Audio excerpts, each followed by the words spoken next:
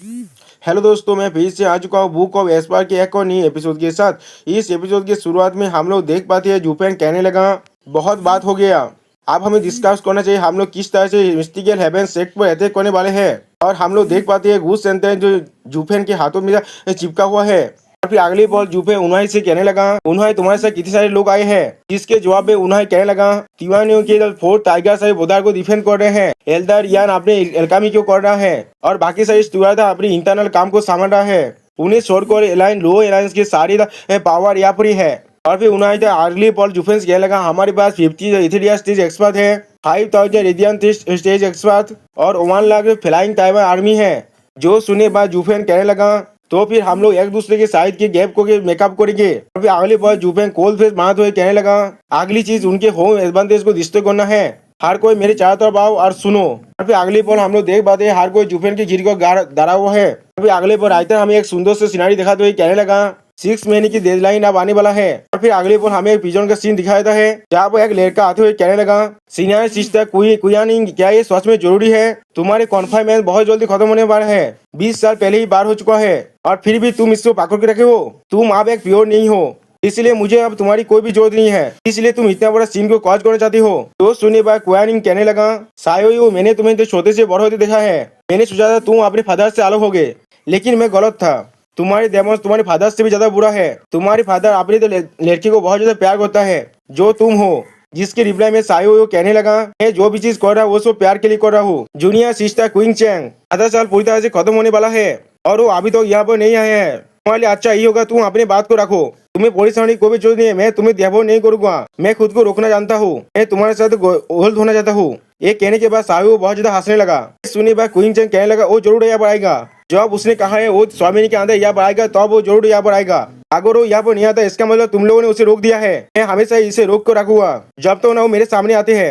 ये सुनने बाद साहू थोड़ा सा गुस्सा हुए कहने लगा, अच्छा वो बुरा एक साथ नहीं रह सकते, कैसे एक डेमोन काल्टिवेटर राइटिया सेक्ट के अंदर आ सकता है। जो सुनने बाद सीनियर सिस्टर क्वीन यांग कहने लगा, क्या डेमोन? मैं सोच रहा हूँ यहाँ पर असली डेमोन कौन है। उसी वक्त बाहर से दूसरा दिशा पर आते हुए सायो से कहने लगा, तो मास्टर सेक्ट के बाहर कोई आकर आपके बारे में पूछ रहा है और उसने कहा है वो डेमोन गेमिंग सेक्ट का जूफेन है। ये सुनने के बाद सायो बहुत ज्यादा चिल्ला कहने लगा, उस मैनियक डेमोन का साहस भी कैसे हुआ मिस्टिकल हेवन सेक्ट के द्वार पर आने का। और हम लोग देख बात ये सुनने के बाद सिस्टर यूचू बहुत ज्यादा खुश हो जाता है। फिर अगली बार सीनियर सिस्टर क्वीन यांग कहने लगा, जूनियर सिस्टर तुम्हारा आदमी थोड़ा सा बुरा नहीं है, ये चीज वो मिस्टिकल हेवन सेक्ट को अकेले ही फेस करना चाहता है, ये चीज अकेले काफी है उसका ओत बताने के लिए। इसके रिप्लाई में सिस्टर जो कहने लगा, लेकिन मैं थोड़ा सा भी कॉन्फिडेंट नहीं हूँ, मैं उसे देखना चाहता हूँ और उसके जवाब को सुनना चाहता हूँ। उसके जवाब में सीनियर सिस्टर कुयानिंग कहने लगा, जूनियर सिस्टर एक आदमी जो तुम्हारे केयर करते हो हमेशा ही तुम्हारे साथ रहेगा, मुझे यकीन है उसका जवाब वही होगा जो तुम सुनना चाहते हो।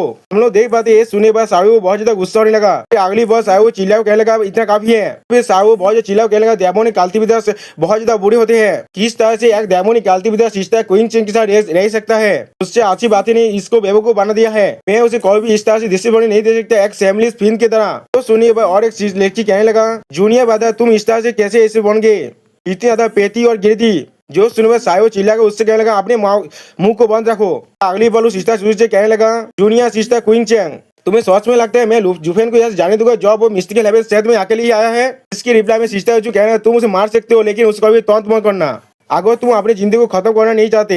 तो सुन में हम लोग देख पाते सायू और भी ज्यादा गुस्सा होने लगा। अगली बार सायू बस जाते हुए गुस्से में कहने लगा, जूनियर सिस्टर तुम देख लेना, मैं उसे कुत्ते से काउल करने के लिए मजबूर कर दूंगा मेरे सामने, हम लोग देखिए कौन आखिरी विनर होने वाला है। और फिर अगली बार सायू अपनी उस दिशा पे से पूछने लगा, क्या जूफेन वो अकेले यहाँ है, क्या उसके साथ कोई और भी है? इसके रिप्लाई में वो दिशा पे कहने लगा, यो मास्टर उसके साथ और एक आदमी है जिसका नाम कुलेंग है, वो दोनों ही सिर्फ यहाँ पर आया है। ये सुनने बाद सायू थोड़ा सा खुश होकर कहने लगा, क्या कुलेंग, क्या ये सीनियर सिस्टर क्वीन की क्लोज फ्रेंड नहीं है? सीनियर सिस्टर क्वीन आप अभी सिस्टर चूचू के आदमी को पेश कर रहे थे, लेकिन आपके आदमी थोड़ा सा भी अलग नहीं है, क्योंकि आपके लिए उसके प्यार की वजह से क्वीलिंग ने डबल गिदारी में अपने मैच को मेरे साथ अबांधन कर दिया था, उसने अपने सेहत के पनिशमेंट का भी फॉरवा नहीं किया। अब जब वो यहाँ पर आ चुका है बेवकूफ की तरह, मैं उसके कॉर्प्स को जरूर छोड़ दूंगा सीनियर सिस्टर को दफनाने के लिए। और फिर वो यहाँ जाते हुए बहुत ज्यादा हंसने लगा। फिर अगली बॉल वहाँ गेट बंद हो जाता है। अगली बॉल सिस्टर चूचू से सिस्टर क्वीन यंग से कहने लगा, सीनियर सिस्टर आपको परेशान होने की कोई भी जरूरत नहीं है, जूफेन जब तक उसके साथ है उसके कुछ भी नहीं होगा। क्या वो आदमी इतना अमेजिंग है? क्या वो मिस्टिकल हेवन सेठ के सामने खड़ा हो सकता है? इसके रिप्लाई में सिस्टर जो थोड़ा सा हंसते हुए कहने लगा, मैं जूफेन को किसी और से ज्यादा अच्छी तरह से जानता हूँ, इसीलिए आप थोड़ा सा रिलैक्स कीजिए। वो कभी हारने वालों में से नहीं है। मैंने उसे कभी अपनी किसी भी फाइट में हारते हुए नहीं देखा। मुझे यकीन है वो यहाँ पर पूरी तरह से प्रिपरेशन करने के बाद आया है। ये सुनने बाद सिस्टर क्वीन इंग थोड़ा सा शॉक हो जाता है। अभी अगली बार सिस्टर क्वीन इंग थोड़ा सा घबराते हुए अपने मन में कहने लगा, मैं आशा करता हूँ मिस्टीरियस जूफेन जिससे मैं कभी नहीं मिला वो कैपेबल होगा एक मिराकल करने के लिए। मिस्टीरियल हेवन सेट के अंदर खुद अकेला इधर सेफ नहीं रहेगा, सेफ और साउंड रख पाएगा कुइलैंग को भी। अगले पर हमें एक दूसरे का सीन दिखाया जाता है जहाँ पर एक दिशा पे जूफेन और कुइलैंग से कहने लगा, होनार्ड गैस सेक लेते आप लोग को उनके हॉल में बुला रहा है। जिसके रिप्लाई में जूफेन कहने लगा, हमें रास्ता दिखाओ। अगली बार कुइलैंग आस्ते जूफेन से पूछने लगा, जो वो लोगों ने हम बाहर में नहीं किया क्योंकि वो लोग हर एक तेज को मिटाना चाहते हैं, वो लोग थोड़ा सा भी मौका नहीं लेना चाहते। तो सुनने पर जूफेन कहने लगा, तुम बिल्कुल सही कह रहे हो, वो लोग उन लड़कियों के पीछे किया है और उन्हें ये भी मालूम है मैं यहाँ पर क्यों आया हूँ। जब उन लोगों ने हमें वेलकम किया है इसे दिखाते हैं वो लोग हमें मारना चाहते हैं। वो लोग डेमोन्स गेमिंग सेहत का थोड़ा सा परवाह नहीं करते, तो फिर हमें भी होल्डबैक करने की कोई भी जरूरत नहीं है।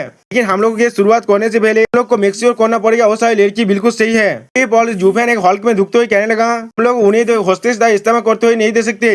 अगली बॉल वो दिशा पे आप शेख लीदा को ग्रीटिंग देते हुए कहने लगा, शेख लीदा होनार्ड गैस यहाँ पर आ चुका है। जिसकी रिप्लाई उससे सेलेदा कहने लगा, तुम अब यहाँ से जा सकते हो। जूफेन ये सच में तुम ही हो। ये सुनने के बाद जूफेन पहले उसके गुस्से में दिखने लगा। अगली बार जूफेन कहने लगा, क्या मास्टर सुवान ने मुझे पहचान लिया? इसके रिप्लाई में वो शेख लीदा कहने लगा, 10 साल पहले तियानो एम्पायर के अंदर मैंने चू क्विंग चुन को चुना था डबल ड्रैगन गैदरिंग के लिए और जियो ने तुम्हें चुना था। मैंने सोचा था तुम्हें तुम्हारे लिए एक बहुत बड़ा प्राइस को पे कर दिया है, लेकिन मैं बहुत ज्यादा चौंक गया था ये जानने के बाद तुमने डबल ड्रैगन गैदरिंग में कितना ज्यादा साइन कर पाए हो। तुम्हारा नेम पूरे ख्वाहिस्तान लेंथ को शॉक कर चुका है। आप देख सकते हो शेख लीदा जी के आईज में से ज्यादा साफर है। अगली बार शेख लीदा बहुत ज्यादा कोल तोड़ में कहने लगा, किस वजह तुम हमारे सेक्ट में आए हो। और दोस्तों यहाँ पर इस वीडियो का दिया प्लीज सब्सक्राइब माय चैनल और like and share this video. Okay bye bye sayonara.